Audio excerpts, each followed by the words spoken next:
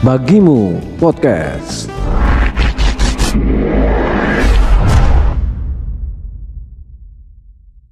Assalamualaikum warahmatullahi wabarakatuh. Salam pengadaan. Halo sahabat Bagimu, kembali lagi dalam program kami Bagimu Podcast, di mana dalam program kami akan berbagi ilmu seputar pengadaan barang dan jasa.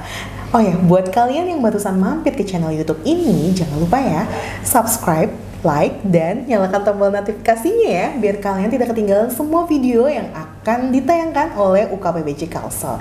Oke, hari ini nggak usah lama-lama lagi, telah hadir di samping Kiki seorang pejabat fungsional pengelola pengadaan barang jasa Madya di Biro Pengadaan Barang dan Jasa Sekretariat Daerah Provinsi Kalimantan Selatan. Beliau adalah Ibu Isna Wardani STMT. Assalamualaikum Ibu. Waalaikumsalam Mbak Kiki. Sehat ya Bu ya? Alhamdulillah. Alhamdulillah. Nah, hari ini Bu, Kiki mau ngajakin Ibu untuk ngobrol-ngobrol nih buat sahabat Bagimu yang ada di rumah yang mungkin sudah haus akan ilmu tentang pengadaan barang jasa ya Bu ya. Nah, hari ini kita mau ngebahas tentang penilaian kinerja penyedia. Nah, jadi buat sahabat Bagimu yang mungkin sedang berkecimpung ya Bu ya, UMKM kan bisa nih sekarang jadi penyedia. Yuk simak yuk penjelasan dari Ibu Isna Wardani nih Bu. Sebenarnya apa nih yang dimaksud dengan penilaian kinerja penyedia? Oke, baik Mbak Kiki.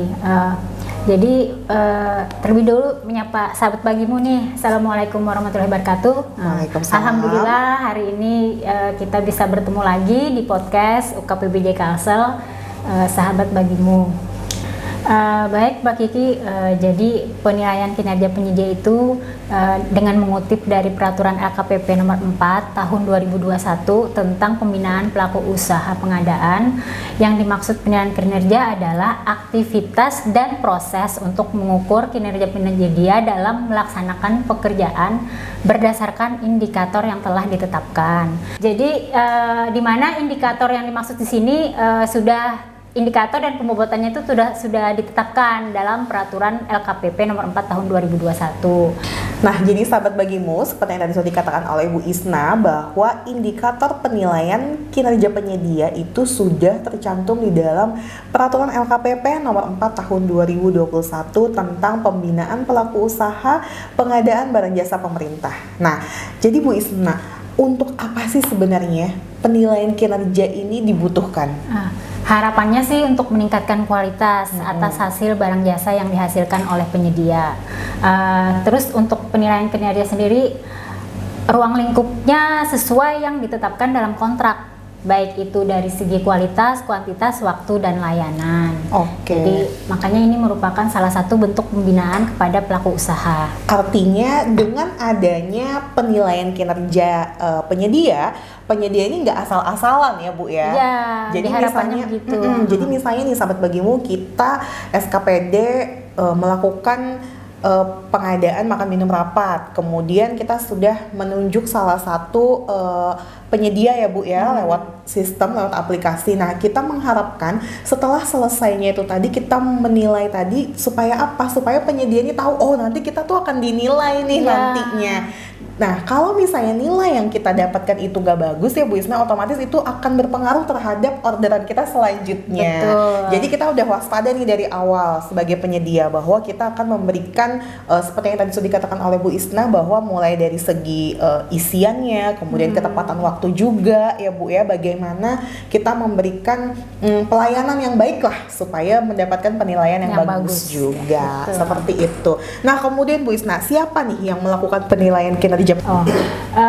Jadi yang melakukan penilaian kinerja ini adalah berdasarkan Perpres nomor 16 tahun 2018 sebagaimana diubah dengan Perpres nomor 12 tahun 2021 pada pasal 11 ayat 1 disebutkan bahwa penilaian kinerja merupakan salah satu tugas dan kewenangan pejabat penandatangan kontrak.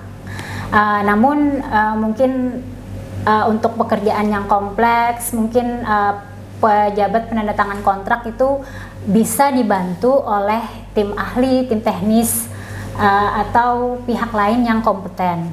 Begitu. Oke, berarti sebenarnya yang berwenang untuk memberikan penilaian kinerja penyedia ini adalah si PPK tadi, Bu ya? Ya, yang tanda tangan kontrak kan. Oke, seperti itu. Tapi apabila apabila ada pengadaan yang sifatnya sangat kompleks, tadi bisa dibantu oleh tim ahli. Betul. Oke, nah kemudian Bu, kapan dilakukan penilaian kinerja penyedia supaya mungkin penyedia yang sekarang lagi menyaksikan tayangan ini udah bisa waspada dari awal nih, sebagai warning juga. Kapan Ibu Isna? Yang pertama yaitu ada 3 nih, bisa setelah penyedia selesai melakukan pekerjaan, ada berita acara serah terima yang biasanya disebut PHO, atau berita acara serah terima akhir atau FHO. Itu kalau dalam konstruksi, tapi sama aja sih dalam barang juga.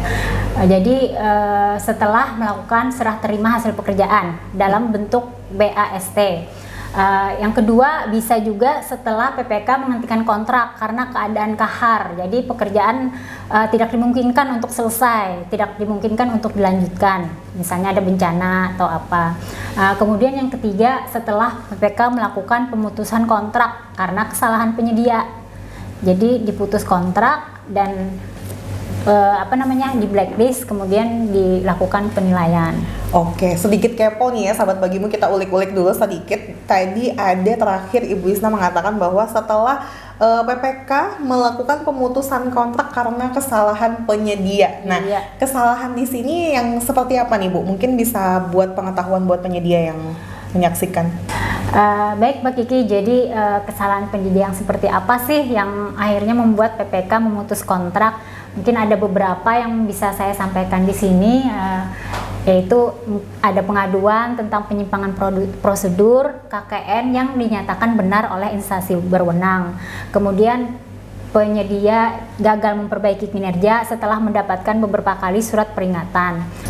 Kemudian penyedia lalai atau cedera janji dalam melaksanakan kewajibannya dan tidak bisa memperbaiki kelalaiannya dalam jangka waktu yang sudah ditetapkan.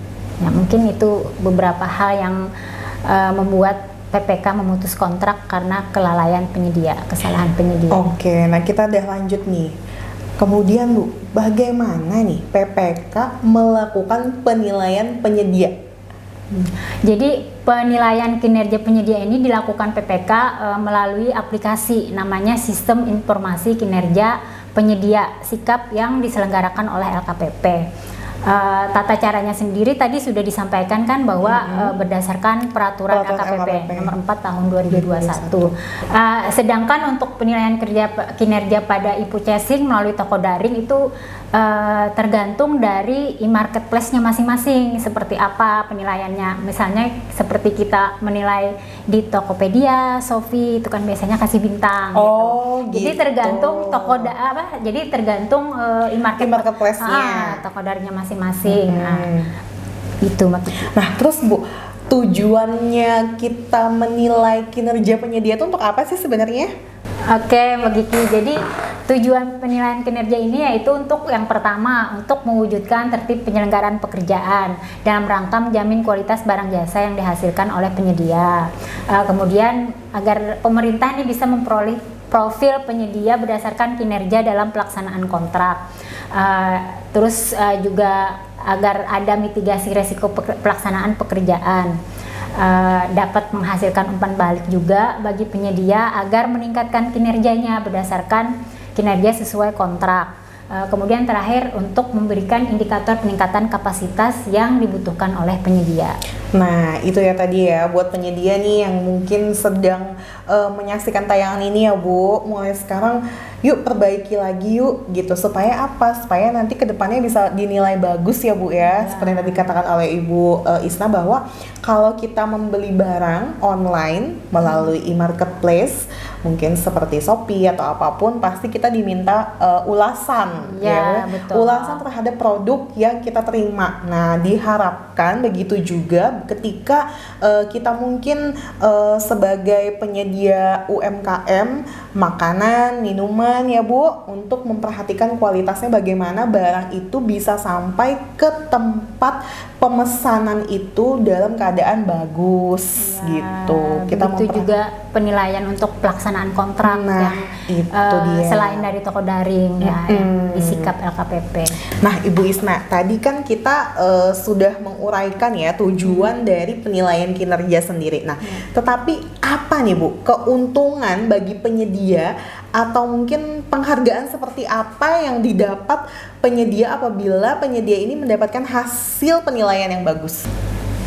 Oke, jadi apa sih untungnya bagi penyedia kan? Jadi hasil penilaian kerja ini dapat dijadikan dalam pertimbangan dalam proses pengadaan. Jadi untuk saat ini pada tender cepat itu hanya penyedia yang terkualifikasi baik yang terundang. Nah Bu Isna, untuk aspek indikator dan bobot penilaian kinerjanya ini apa aja nih Bu Isna? Nah, untuk aspek penilaian kinerja penyedia itu sebagaimana tadi telah disebutkan yang tercantum dalam peraturan LKPP nomor 4 tahun 2021 ada 5 kalau tidak salah. Kualitas dan kuantitas, biaya, waktu dan layanan. Sementara indikator, kriteria dan skor penilaiannya sendiri sudah tercantum. PPK bisa berpedoman pada peraturan tersebut. Nah itu tadi ya, jadi mulai dari kualitas, kuantitas, biaya, waktu dan juga layanan, dan itu yang harus penyedia perhatikan karena itu adalah aspek dalam penilaian kinerja sendiri ya Bu Isna ya. Oke, lanjut nih Bu Isna nih. Nah, bagaimana Bu dengan pemilihan penyedia kalau dia itu melalui tender? Apakah kita bisa memanfaatkan hasil penilaian kinerja ini dalam pelaksanaannya? Ya baik, tadi memang saya sebutkan ya bahwa hasil penilaian kinerja ini untuk repeat order dan tender cepat. Bagaimana kalau dengan tender? Nah saat ini sih memang persyaratan tender kan masih mengacu pada Peraturan AKPP nomor 12 tahun 2021 dan di dalam model dokumen pemilihannya sendiri belum ada persyaratan kualifikasi yang terkait dengan hasil kinerja baik penyedia. Tapi mungkin akan lebih baik apabila diperbolehkan misalnya dalam penilaian kualifikasinya Pokja mensyaratkan memberikan hasil penilaian kinerja tadi mungkin ya. Jadi mungkin akan lebih baik kalau misalnya Pokja diperbolehkan mensyaratkan bahwa penyedia yang bisa mengikuti tender tersebut adalah penyedia yang mempunyai referensi atau rekomendasi kinerja baik dengan pekerjaan sejenis dari pekerjaan sebelumnya. Tapi sampai saat ini sih belum ada yang mensyaratkan ya, seperti itu. Mungkin di kementerian sudah tapi kurang tahu. Oke. Nah Bu Isna, seperti yang tadi sudah disampaikan oleh Bu Isna bahwa yang menilai penilaian kinerja itu adalah PPK sesuai yang sudah ada di dalam Peraturan Presiden nomor 16 tahun 2018 kemudian diubah menjadi Peraturan Presiden nomor 12 tahun 2021. Lalu bagaimana nih Bu, seandainya namanya manusia ya kan bisa hilaf. Nah, bagaimana kalau si PPK ini lupa dalam memberikan penilaian terhadap kinerja penyedia atau nih ya, misalnya PPK juga lupa memberikan penilaian kinerja terhadap pekerjaan penyedia yang telah lewat nih Bu. Karena kan dulu kan belum ada disyaratkan ya, kemudian ada disyaratkan sejak tahun 2021 tadi. Nah bagaimana itu Bu prosesnya? Apakah si PPK ini bisa melakukan penilaian terhadap pekerjaan penyedia yang sudah lewat atau bagaimana? Oke Mbak Kiki, bagaimana kalau PPK lupa atau lalai dalam memberikan penilaian? Sebenarnya bisa PPK untuk melakukan penilaian untuk pekerjaan yang sudah lewat dan mungkin karena penyedianya perlu nih, saya ingin ikut tender cepat misalnya, atau ada repeat order misalnya, saya tidak bisa dipilih nih kalau pekerjaan saya yang kemarin tidak dinilai, tidak berkinerja baik. Nah mereka bisa mengajukan secara tertulis kepada PPK bahwa tolong Pak, tolong Bu, saya untuk dinilai gitu kinerja saya. Jadi sampaikan pengajuan atau permintaan untuk penilaian kinerja secara tertulis kepada PPK, tapi sebaiknya sih disertai dengan data-data dukung atau dokumen-dokumen yang bisa dipertanggungjawabkan dari pekerjaan mereka yang ingin dinilai tersebut. Tapi sebenarnya sih seharusnya sih PPK harus aware, harus segeralah untuk memberikan penilaian, karena apalagi untuk pekerjaan kompleks, karena dikhawatirkan kalau pekerjaannya sudah lewat-lewat kan data-data dukungnya sudah mungkin sudah susah lah untuk dicari. Jadi tapi sebenarnya sih Mbak Kiki, kalau bisa sih PPK setelah pekerjaan selesai, BAST sudah diterima, sesegera mungkin untuk melakukan penilaian kinerja supaya tidak lupa. Kalau lama-lama mungkin nanti bisa lupa, karena khawatirnya nanti informasi yang dijadikan sebagai dasar penilaian tidak akurat kalau terlalu lama, apalagi untuk pekerjaan kompleks. Jadi kan tidak serta-merta untuk pekerjaan kompleks PPK itu langsung ngisi di sikap, misalnya nilainya cukup, nilainya baik kayak gitu. Jadi harus ada data-data dukung dari awal pekerjaan sampai dengan akhir pekerjaan, supaya kalau misalnya di komplain penyedia, misalnya penyedianya diberi nilai kurang misalnya atau cukup, tidak bagus gitu. Kalau penyedia komplain, mereka bisa menunjukkan ini loh bukti-buktinya saya menilai gitu. Jadi ada data dukungnya lah, ada dokumen-dokumen. Kalau data dukungnya udah nggak ada, ya kan, gimana kita mau menilai? Dan kalau misalnya ada yang menyanggah lah bahasanya Bu ya, komplain gitu, gimana kita mau mempertahankan penilaian kita kalau kita sendiri juga nggak punya data dukung yang cukup gitu tadi. Terus takutnya juga nggak objektif lagi jadinya. Jadi penting sekali bagi PPK untuk menyiapkan atau mengumpulkan data-data dukung itu dari mulai awal pekerjaan, dari mulai SPPPJ sampai dengan pekerjaan selesai. Dan sebaiknya sih sebelum dinilai disikap, dibikinkan dulu lah kertas kerjanya, seperti itu. Oke, jadi buat PPK mungkin kalian yang sibuk ya Bu ya, punya kegiatan banyak banget, mungkin bisa minta tolong sama stafnya nih tim untuk teknis tadi kan. Nah itu bisa dibantu oleh tim teknis, tenaga ahli, atau ahli, pihak lain yang lebih kompeten. Nah untuk yuk cepetan yuk dinilai gitu. Nanti kasihan juga penyedianya Bu ya, jadi terhambat juga bekerjanya. Oke Bu Isna, tadi kan kita udah ngebahas kalau penilaian kinerja penyedia itu tender cepat gitu ya tadi ya, kemudian ada juga kita kalau jasa konsultansi supaya repeat order. Nah bagaimana nih Bu penilaian kinerja kalau pembeliannya melalui katalog lokal? Oke, tadi kan sudah disebutkan ya kalau untuk yang pelaksanaan kontrak melalui tender dinilai melalui sikap. Terus kalau e-purchasing itu berdasarkan ketentuan dari toko daring masing-masing. Jadi kalau untuk katalog lokal nih penilaian kinerjanya berdasarkan surat edaran kepada LKPP nomor 11 tahun 2022. Jadi dilakukan secara otomatis pada katalog elektronik. Jadi sudah ada nih Mbak Kiki di aplikasi yang diselenggarakan oleh LKPP. Sedangkan indikatornya sendiri yaitu jumlah surat pesanan, seberapa banyak jumlah surat pesanannya, terus penyelesaian status pesanannya, respon penyedia menanggapi pesanan, dan nilai rata-rata penilaian kinerja penyedia oleh PPK. Kemudian pesanan yang mana sih yang bisa diberikan nilai, itu bisa kita dilihat yang bisa diberikan nilai itu yang status selesai.